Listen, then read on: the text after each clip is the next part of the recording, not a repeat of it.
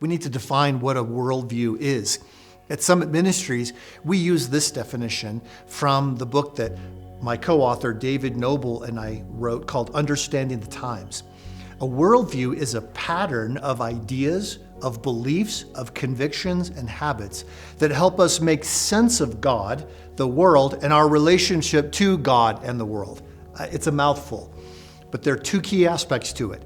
It's a pattern. That's really one of the most significant words. It's a pattern. Ideas flow in patterns, beliefs flow in patterns, convictions flow in patterns, habits organize themselves around patterns. And we develop all of these ideas all the way down to our habits because we're trying to understand God, the world, and our relationship to God and the world. So the word pattern is a key thing. It's the ability to recognize patterns that helps someone be successful in any area of life. And it's true in the realm of our strong convictions too. Otherwise, you're faced with the fact that there are thousands of different kinds of issues and thousands of questions people could ask about your faith. You could never really master it all. We need to learn how to see the patterns. Think about how patterns make the impossible possible in so many different areas of life. Here's a picture of the retired tennis professional Andy Roddick. He was famous because he could hit a tennis ball, he could serve a tennis ball at 156 miles an hour, which is called a tennis serve. It's also called assault with a deadly weapon. It's unbelievable to imagine standing across the court from this guy. Well, that's impossible to return a serve like that, according to physiologists from UCLA.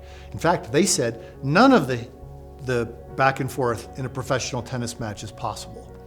So the only way it's physiologically possible is for the person to return the serve before their brain realizes it has arrived. And you say, but that can't happen. But it happens all of the time. You've seen professional tennis matches. So I had a friend who was a professional tennis player, and I asked him about this. Did you ever play Andy Roddick? Oh, yes. I said, what was it like? He said, very difficult. I asked him, what was his serve like? He said, you cannot even imagine how overwhelming it is. I asked him, did you ever return the serves? He said, of course. Well, how did you do it? He said, think about it this way. Once you've gotten to be a professional tennis player, you have played thousands, maybe even tens of thousands of hours. You've had thousands of hours of intensive, very specific practice so that you can become better every single time you're on the court. He said, once you do that, you start to notice patterns that other people don't notice. Could be little tiny things like the position of the feet of the server. It could be what they've done in previous matches and what they are likely to do this time in a similar scoring situation. He said, you look at all of those patterns and you gain a little bit of insight in what to do, and the impossible becomes possible. Isn't that cool? Let me give you another example. For those who think a little more up here, the game of chess is this way.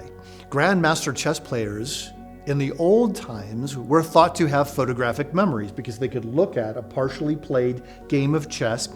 They could just look at it for 2 seconds, see the position of the pieces, and then turn around and on a piece of paper write down the position of every single piece on the board with uncanny accuracy. So it was assumed they'd somehow looked at the board, took a picture in their mind, turned around, wrote down what they saw in that picture. But then researchers played a trick on them.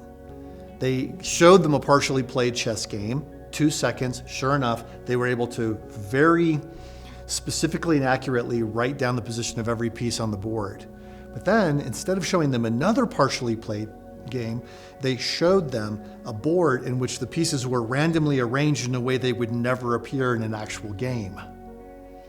In this test situation, the grandmaster chess player's level of recall of the position of the pieces on the board was no better than the non-chess players who were the control group in the study. In other words, these grandmaster chess players weren't memorizing the board. They were looking for the patterns of play that would have occurred on the board over time. So it's true in tennis, it's true in chess, It seems to be true in life and investing and business and all other kinds of areas that the better we can understand the patterns, the more successful we can be. The question is it true in the world of ideas? Because this is a big world. Here's a picture of the Bodleian Library, the famous library at Oxford University. They have millions of books. How many ideas are in millions of books? Billions? Trillions? It's hard to even imagine. But the Apostle Paul said in 2 Corinthians 10:5, we are to demolish arguments and every pretension that sets itself up against the knowledge of God and take captive every thought to the obedience of Christ. How on earth are we going to do it? There are billions of them. There's no way a human being could ever even read a tiny fraction of those books, not to mention master the ideas and know how to respond intelligently to them. But if we can understand patterns, everything changes.